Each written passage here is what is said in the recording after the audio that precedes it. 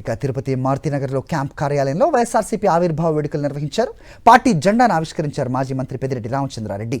2011లో party ఆవిర్భవించి 16వ ఏట అడుగుపెట్టిందన్నారు. గత 15 ఏళ్లుగా అధికారం ఉన్నా లేకపోయినా ప్రజల పక్షాన పోరాటం కొనసాగిస్తోందన్నారు.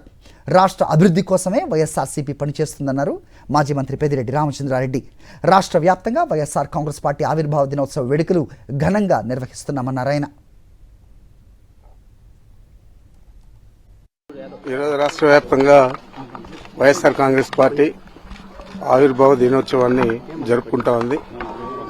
ఇప్పటికే 2011లో ప్రారంభించి 15 సంవత్సరాలు పూర్తి చేసుకుని ఈరోజు 16వ సంవత్సరంలోకి ప్రవేశిస్తా ఉంది.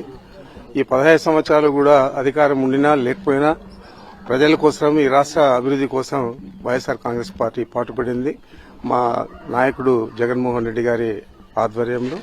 అదేవిధంగా రాబోయే రోజుల్లో కూడా మేము ప్రజల కోసం, ఈ రాష్ట్ర అభివృద్ధి కోసం శక్తివంచన లేకుండా జగన్మోహన్ రెడ్డి గారి ఆధ్వర్యంలో పనిచేస్తామని చెప్పి మీ అందరికీ కూడా తెలియజేస్తా ఉన్నా.